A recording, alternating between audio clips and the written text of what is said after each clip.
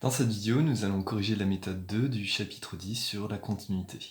Donc pour cela, on va reprendre la fonction f de x, donc étudiée à la méthode 1, donc f de x définie par x au cube moins 3x carré plus 2. On avait démontré à la méthode 1 que l'équation f de x égale à 0 admettait 3 solutions sur R. Donc à la première question, à l'aide de la calculatrice, on va donner une valeur approchée au centième des 3 solutions de cette équation.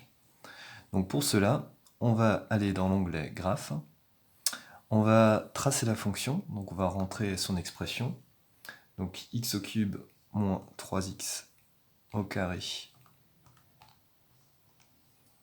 donc plus 2, vous pouvez le faire en même temps, donc. Voilà. Alors on va maintenant régler les paramètres de la fenêtre graphique, donc pour cela on va sélectionner l'onglet VWindow, donc on appuie sur Shift et on sélectionne VWindow. Et à cet endroit, on a des paramètres qui sont pré-réglés, ou alors vous les aviez changés. Si vous les aviez changés et que vous voulez obtenir des paramètres plus classiques, vous sélectionnez Initial. On exécute, et on dessine la courbe de la fonction. Il faut parfois adapter les paramètres de la fenêtre graphique pour voir apparaître toutes les solutions. Donc ici, on avait trouvé que l'équation f de x égale à 0 admettait 3 solutions. Donc elles apparaissent sur le graphique sans problème, donc pas besoin d'adapter la fenêtre graphique. Donc pourquoi est-ce qu'elles apparaissent? Parce que les solutions de l'équation f de x égale à 0 sont les endroits où, les abscisses des points d'intersection de la courbe avec l'axe des abscisses, justement. Donc là, on voit apparaître donc, ces 3 solutions. Donc on va chercher une valeur approchée, donc en sélectionnant gsolve, donc en appuyant sur Shift, puis gsolve, et on veut calculer les valeurs de x, telles que f de x soit égal à 0, donc on va chercher à calculer x, donc on sélectionne xcal. Comme on veut résoudre f de x égale à 0, donc f de x égale à y, donc y ici vaut 0. Donc on voit apparaître un curseur sur notre courbe avec les coordonnées du point d'intersection qui s'affichent en bas.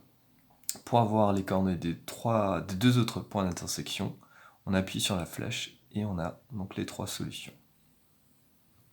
Donc la première, appelons-la alpha 1.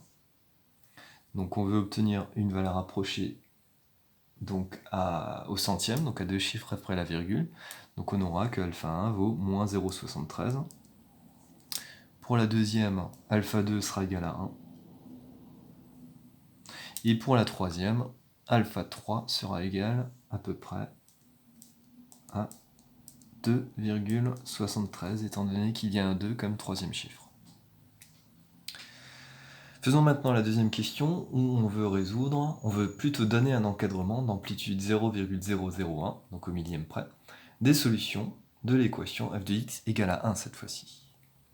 Donc on retourne dans gsolve, et cette fois-ci, on sélectionne y égale à 1. Donc de la même façon qu'auparavant, donc on voit apparaître un curseur. On aura 3 solutions de nouveau pour f de x égale à 1. Pour obtenir les deux autres, hop, on se déplace avec le curseur. Alors cette fois-ci, on veut un encadrement, donc on ne veut pas une valeur approchée.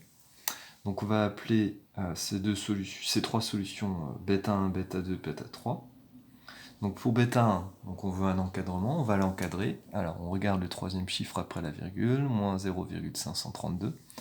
Donc bêta 1 sera compris entre moins 0,533 et moins 0,532.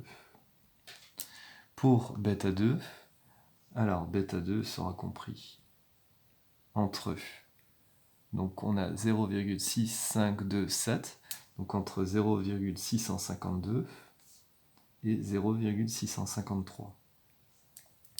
Et enfin, pour bêta 3, donc on voit les valeurs approchées suivantes, 2,8793, etc. Donc bêta 3 sera compris entre 2,879 et 2,880.